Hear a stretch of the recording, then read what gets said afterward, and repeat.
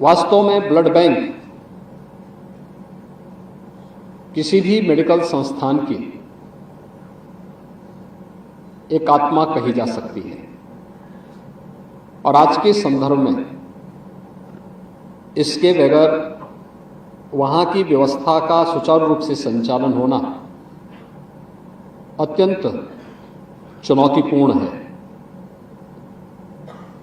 AIIMS Gorakhpur में यह सुविधा अब प्रारंभ हो गई है और मुझे लगता है कि एक एक करके उन सभी सुविधाओं में यहां वृद्धि हो रही है जो वर्षों से लोगों की एक भावनाएं थी। मुझे बताया गया कि एफरेसिस की सुविधा से युक्त यहां पे ब्लड बैंक पहले चरण में ही प्रारंभ हो रहा है। कितना कठिन था। मुझे याद है आज से 20 वर्ष 25 वर्ष पहले गोरखपुर में 2-3 ब्लड बैंक थे और उस समय भी केवल होल ब्लड ही निकलता था।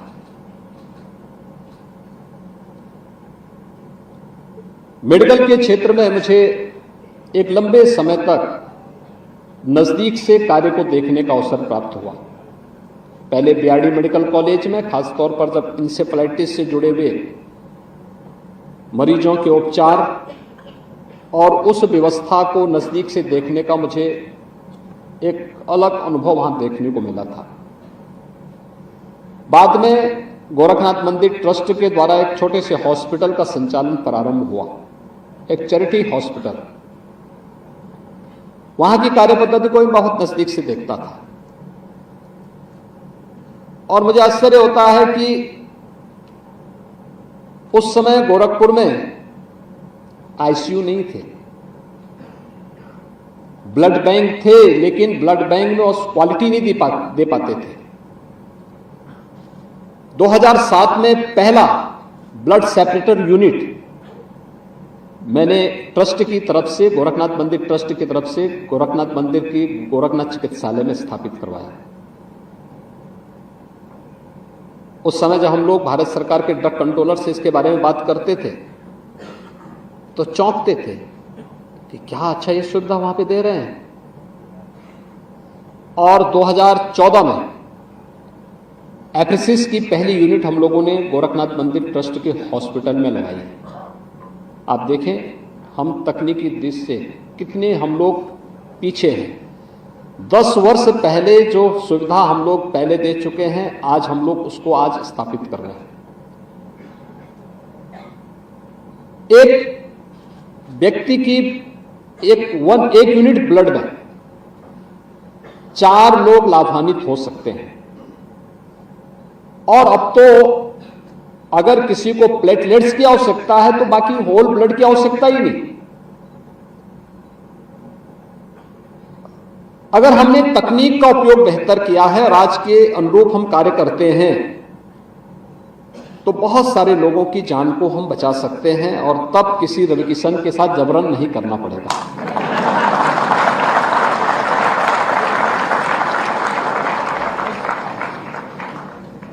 दूसरा, लोगों को वॉलंटरी इस कार्यक्रम के साथ जोड़ने के लिए भी हमें तैयार करना होगा।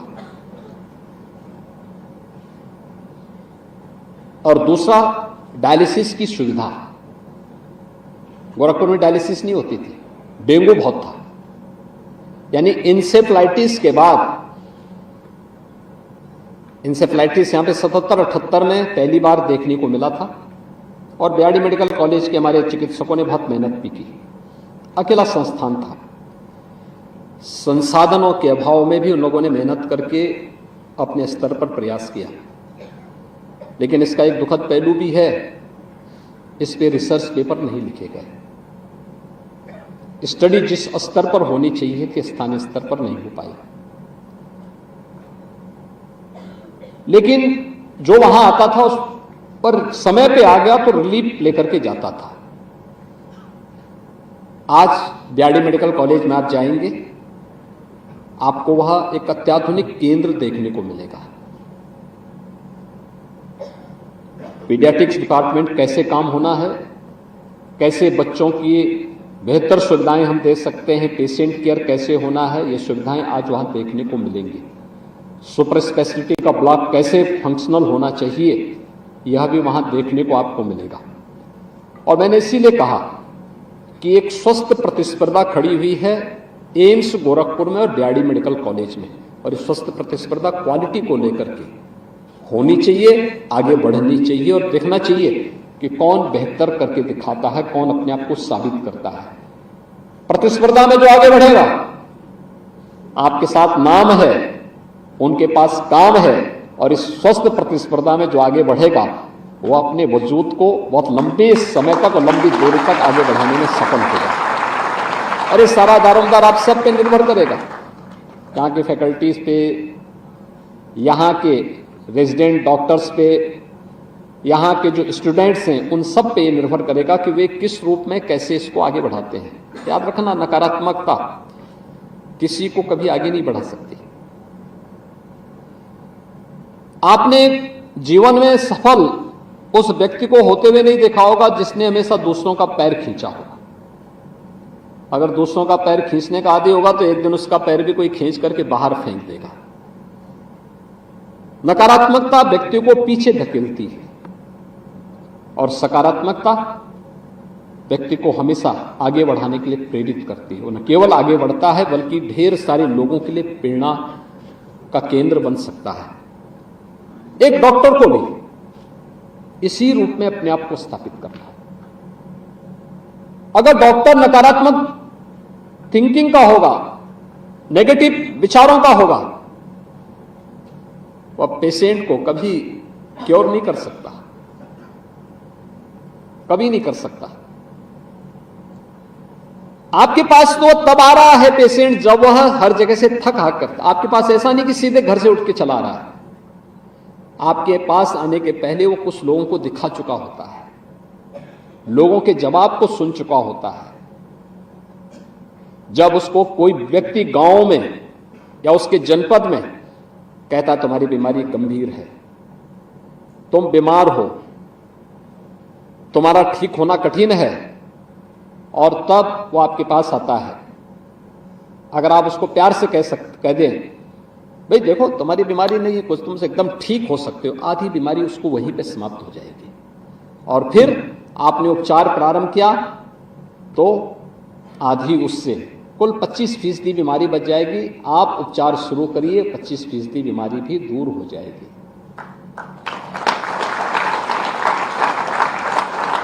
मैंने हमेशा इस बात को देखा है। कोरोना शुरू हुआ था, कोरोना महामारी आई, और कोरोना महामारी के आने पर जब 22 मार्च को प्रधानमंत्री जी ने, देखिए यही महीना है, आज से 4 वर्ष पहले उन्होंने आह्वान किया था देश के अंदर थाली बजाने का। पूरे देश के लोग शाम को अपने घरों के ऊपर इस अभियान के साथ जुड़े थे। लोगों की मानसिकता को, नेशन के मूड को जानने का एक अवसर था।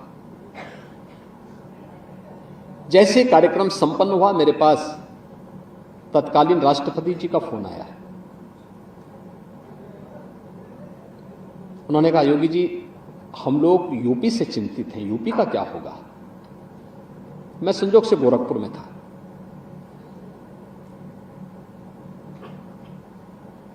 मैंने कहा ऐसा कोई दिक्कत नहीं, जैसे देश अपनी लड़ाई लड़ेगा वैसे उत्तर प्रदेश भी अपनी लड़ाई को लड़ लेगा।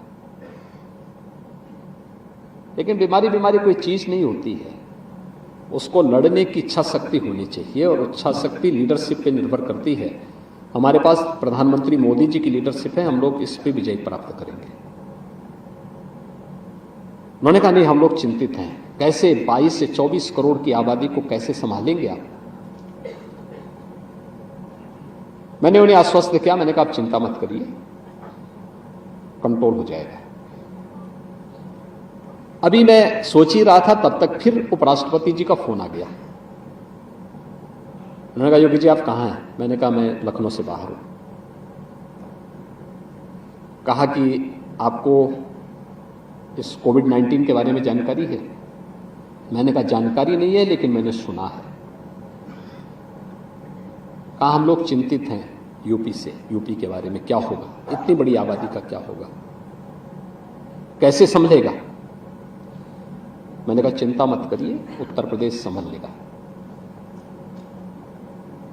और प्रधानमंत्री मोदी जी की लीडरशिप थी, एक टीम वर्क।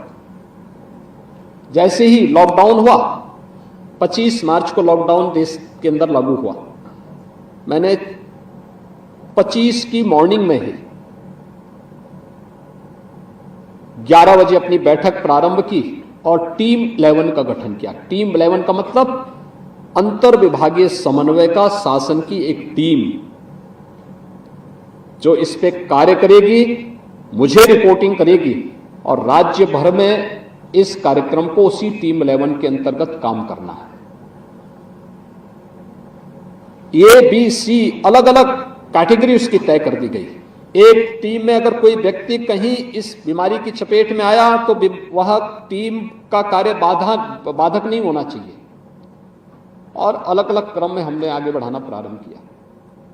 पीएम साहब ने जब मुझसे पूछा कि आप लोगों की प्लानिंग क्या है, मैंने कहा हमारी प्लानिंग है, हम लोग किस ढंग से इसको लागू कर चुके हैं। उन्होंने फिर मॉडल मांगा, मैंने उनको बताया कि हमने ऐसे ऐसे किया। फिर उन्होंने देश में उसको सर्कुलेट कराया कि भाई यूपी अगर टीम 11 गठित कर सकता, आप लोग क्यों नहीं गठित कर सकते। अंतर विभागीय समन्वय बहुत मायने था। और ये अंतर विभागीय समन्वय का कार्य हम लोगों ने कहां से प्रारंभ किया था। इसमें हेल्थ भी था, एजुकेशन भी था, सैनिटाइजेशन के लिए हमारी अर्बन एंड रूरल डेवलपमेंट भी था, पंचायती राज भी था, फूड एंड सिविल सप्लाईज को भी हमने इसके साथ जोड़ा था, जिससे कोई व्यक्ति भूखों न मरे। ट्रांसपोर्ट को भी इसके साथ जोड़ा था, लॉ एंड ऑर्डर की स्थिति को भी मेंटेन बनाए रखना था, तो इसलिए इसमें पुलिस को भी, गृह विभाग को भी इसके साथ जोड़ा गया था। ऐसे 11 विभागों को एक बना करके हमने काम किया। तो मुझे पूछा गया कि भी आपने कैसे बनाया है। मैंने कहा देखो, मुझे जब इंसेफ्लाइटिस पे नियंत्रण करना था तब तक मेरी लड़ाई लगभग 20 साल की पूरी हो चुकी थी। 1997-98 में हमने लड़ाई प्रारंभ की थी और संजोग ऐसा कि 17 में मैं ही प्रदेश का मुख्यमंत्री बन गया था। तो प्रदेश का मुख्यमंत्री बनने पर मैं जानता था कि बचाव ही इस महामारी का सबसे बड़ा उपाय है। और इसके लिए मैंने उस समय भी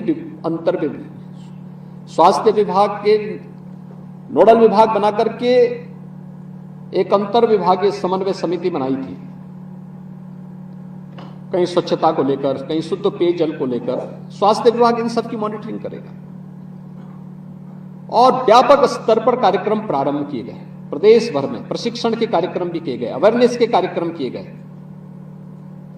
परिणाम क्या था, 2020 आते आते हम लोग इंसेफ्लाइटिस को लगभग नियंत्रित कर चुके थे।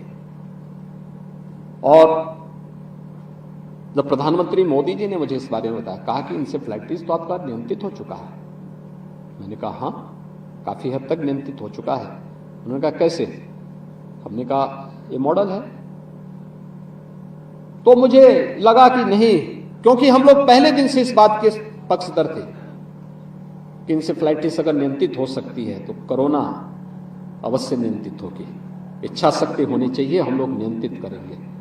और आपने देखा होगा भारत का मॉडल दुनिया के अंदर, दुनिया के सामने है। जितना भारत ने फ्री में उपचार कराया, दुनिया के अंदर कहीं नहीं हो पाया। जितना वैक्सीनेशन भारत ने कराया, दुनिया नहीं करा पाई। भारत के बने हुए वैक्सीन जितने प्रभावी हैं, दुनिया का कोई वैक्सीन उतना प्रभावी नहीं। भारत के अंदर जितने रूप में लोगों को, गरीबों को राशन की सुविधा का लाभ मिल रहा है, पिछले 4 वर्ष से मिल रहा, अगले 5 वर्ष तक प्राप्त होना है, कहीं दुनिया के अंदर नहीं प्राप्त हो पाया। और भारत मजबूती से अपनी लड़ाई को आगे बढ़ाते हुए दुनिया की सबसे अग्रणी अर्थव्यवस्था के रूप में भी अपनी रेस को बनाया हुआ है। ये दुनिया के अंदर एक मॉडल है कि हमने अपनी गति को भी थमने नहीं दी है, लेकिन अपने लोगों को बचाया है। और यह तब संभव हो पाया है जब यशस्वी नेतृत्व था और टीम वर्क देश के पास था। ऐसे टीम वर्क संस्थान के लिए भी बहुत महत्वपूर्ण होता है। संस्थान के पास अगर टीम वर्क है तो परिणाम आएंगे, रिजल्ट आ पाएंगे। लेकिन उस टीम वर्क के साथ हमारी पॉजिटिविटी उतनी ही महत्वपूर्ण है, उतनी ही मायने रखती है। हम लोगों को उस कार्यक्रम के साथ जुड़ना ही पड़ेगा, उस अभियान को आगे बढ़ाना ही पड़ेगा, उसके बेहतर परिणाम आएंगे। एम्स यह अपने आप में भारत के ऐसे चिकित्सा संस्थान हैं जिसके नाम से बीमारी दूर भागती है, और हमें इसको साबित करना है, हमें इसको साबित करना है। कितनी डिमांड है एम्स की देश के अंदर, आप इसी से अनुमान लगा सकते हैं कि पहला एम्स जब स्थापित हुआ था, पहले एम्स के स्थापित होने के बाद कई दशक तक कोई एम्स स्थापित नहीं हुआ। दिल्ली एम्स की भीड़ को हम देखते थे। श्रद्धेय अटल जी ने 6 नए एम्स स्थापित किए थे, और 6 नए एम्स स्थापित होने के बाद प्रधानमंत्री मोदी जी के समय में अब बढ़कर के इनकी संख्या 22 हो चुकी है। देश के अंदर 22 एम्स आज के दिन पर कार्य कर चुके हैं। अभी मुझे पिछले सप्ताह ही एम्स रायबरेली के उद्घाटन में जाना पड़ा था। रायबरेली का एम्स विधिवत उद्घाटन गत वर्ष उसका हुआ है, अब इसी वर्ष हुआ है, अभी 1 सप्ताह पहले हुआ है। गत वर्ष वहां पे एडमिशन की प्रक्रिया प्रारंभ हुई थी, और आज हम लोग एम्स गोरखपुर में पिछले 3 वर्ष से यहां पे अपने पाठ्यक्रम को भी संचालित कर चुके हैं। बहुत संभावनाएं आपके पास कार्य करने की, और आज के अवसर पर मुझे लगता है कि आप चाहेंगे तो बहुत कुछ कर सकते हैं। क्वालिटी पे फोकस करना पड़ेगा, और इसके लिए उतना ही पॉजिटिव जो मैंने आपको बताया। पेशेंट आया, अगर आपने उसको पहले ही झिड़क दिया तो यह अमानवीय तो है ही, लेकिन साथ साथ आप अपने साथ भी धोखा दे रहे हैं, जिससे आपको एक कुछ जानने का एक अवसर मिलना है। याद रखना, आपके पास कहने के लिए तो आप कह सकते हैं कि साहब मैं इसको पुस्तक में देख लूंगा, वो शिक्षा हो सकती है।